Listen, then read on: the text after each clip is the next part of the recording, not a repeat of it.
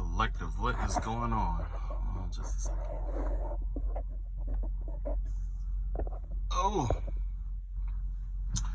Collective, what is going on? It's your boy Adam Raw. Welcome to my channel. Like, comment, share, subscribe. Lately it's been a lot. It's been mostly blackout readings and stuff like that. It's for a reason. But like I said, like I got the stand, but it's a pain. But either way, last night I had a dream that I wanted to talk about, right? So what happened in this dream was like, I don't know if you guys are into like animated, like anime, but I had a dream that I was in like this, basically almost, I guess, like an anime, right? In this dream, I was depicted as this anime character, Mugen, off of, what is that? Samurai Champloo, okay? A little bit about Mugen is that Mugen is kind of like somebody who is seen as like a wild fighter. He doesn't plan things out too much. He's marked by the animal like a rooster, because when you fight with a rooster, when roosters fight, although they can't fly, they still, flap around everywhere, and, they might strike with their talons, and their talons are really sharp, you know what I'm saying? So they might distract you with, like, their feathers in order to cover up an attack with their talons, okay?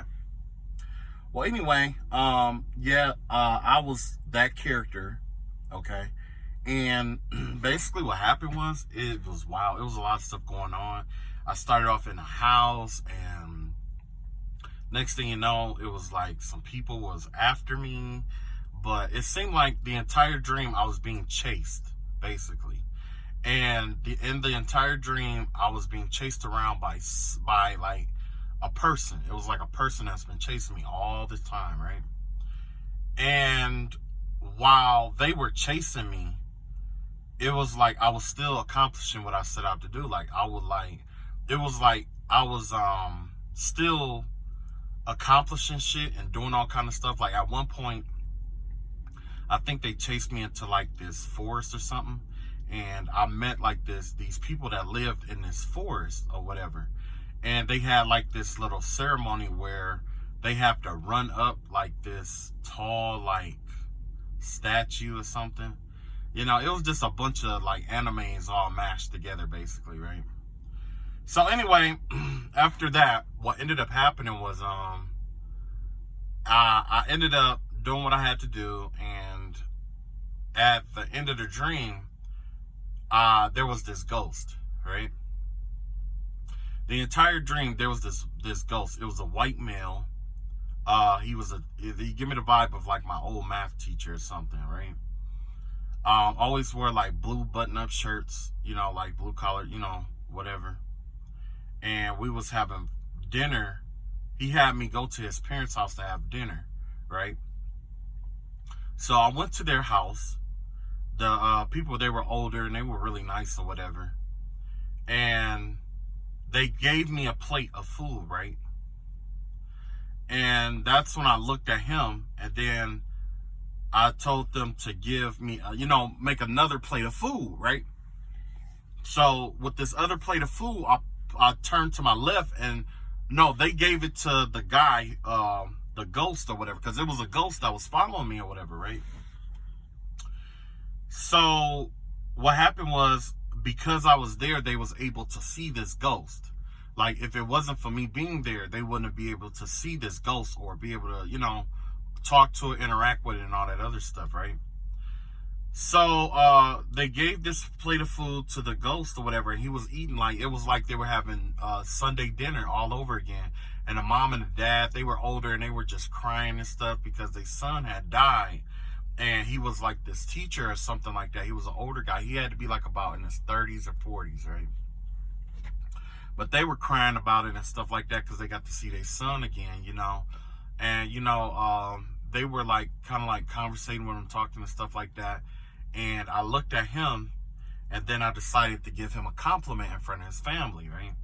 And I said, I pretty much just tried to put them at ease because, like, when you lose somebody, it's not easy, right? And plus, you don't want to lose somebody and then somebody badmouth them or whatever. So, I was like, yeah, this, your son, he's a ghost, but he's a really good guy. He taught me a lot of stuff and he showed me a lot of stuff along the way. I couldn't have picked a better teacher than him, and and I'm just telling them all this kind of stuff or whatever, and the mother is just crying. She's just crying. Because, I could tell that he was one of those kids that she had high hopes for. You know what I'm saying? So after I did that, that good deed for that ghost or whatever, or that spirit or whatever, I got up and, he thanked me and everything. And I was just, let him go. And we went our separate ways. So I went my way. After I went my way, what ended up happening was, it's like, even though I left, there was still like remnants of what was going on still left behind. And it was like, my whole family, friends, all that were like, it's like they were still trying to keep tabs on me after the situation had ended, right? Like, the vibe I get is that there was people watching me go on all these adventures, fight all these battles, accomplish all these things. They saw me at my lowest, at my highest. They saw me reinvent myself. They saw me reestablish myself. They saw me hold on to all these different things. It was just a big ass adventure, right? Only at the end, after the ghost that was responsible for all of this finally crossed over, there was still remnants of those people who were still attached to me. It was like my family, my friends, people who are, you know what I'm saying? It's like they became really attached to me, right? And instead of them, like, it gave me the vibe that they still wanted to keep tabs on me. So what they did was they disguised themselves as needing help. And, it's like, because like I said in the last reading, basically I'm a hermit. I really don't fuck with too many people, you know what I'm saying? So basically the vibe that I got was that it was a lot of people coming out of the woodwork, people I haven't seen in years, fuck with me in years. They all start coming to hang out with me and stuff like that. And, and it was like, basically they were all there to try to keep tabs on me, basically. You know what I'm saying? But it was just in a different kind of way. It was kind of like, not that you can't get away, but more like, I don't know what the true motive behind that was. But I woke up, right? Only I didn't wake up. I had my third eye activated again, right? So when my third eye activated, it awakened to me looking at my ex, right? And I was telling her that I thought it was me that was telling her she could come lay next to me and all this other stuff or whatever it was or whatever, right? And I'm just like, and then after a while, I was like, no, I left you in the past. You know what I'm saying? Like, I left you in the past. I'm not fucking with you no more. Well, come to find out, after thinking about it all day today, because at first I was a little conflicted about it, because I'm like, I would never say no shit like that, right? Come to find out, I know what it was. She went to this reader, this witch, right? And this witch is giving her false hope because she's paying this woman with pills, okay? And now this woman is addicted to the Xanax pills that she's been getting, okay? Now, in order to get her fixed, she had to make some shit work or make something fit a narrative in order to keep this ex strung along, which isn't fair because this ex needs closure. It's important that she know that I'm not coming back to her, because that way she could start healing herself and get the closure that she needs. But there's this witch, this practitioner, that is call herself trying to get her fix out of this, but she's making it worse by not allowing this person to get their closure that they need, okay? And what happened was she was mimicking my voice, okay? So it could have been more than one person involved here. It could have been one person mimicking the voice, one person mimicking, you know, all this other stuff. Because like I said, you know, there is a voodoo doll out here, right? There might be several, now that I think about it, right? So, what's been going on with that is like, yeah, there's definitely a practitioner giving false hope. But that fit into that right there was proof of what I was saying yesterday and a couple readings ago, where I said be careful about who you get your readings from, because there's somebody out here who don't really know how to read, but when they do pick up on your energy or whatever, they are telling all your business, you know what I'm saying, stuff like that, or they'll make a prediction to you, and in order to make it seem like that they know what they're doing, they're actually doing spell work in order to make those events come into place. However, when this person came across me, that's where the conflict and where the warfare is coming from. It doesn't have to do with, what I got going on. What it has to do with is that there's somebody who has a problem with being wrong, okay? And people who have a problem with being wrong end up being narcissists in life. These are people who grew up or have lived in households where the mother or the father will always tell them that they were wrong or make them feel like a victim all the time. So when they grow up, they end up turning other people into victims too. You know, and they do that by, doing the manipulative shit that I'm talking to you about now, by trying to make it where they're right. This is somebody who can't handle being wrong, okay?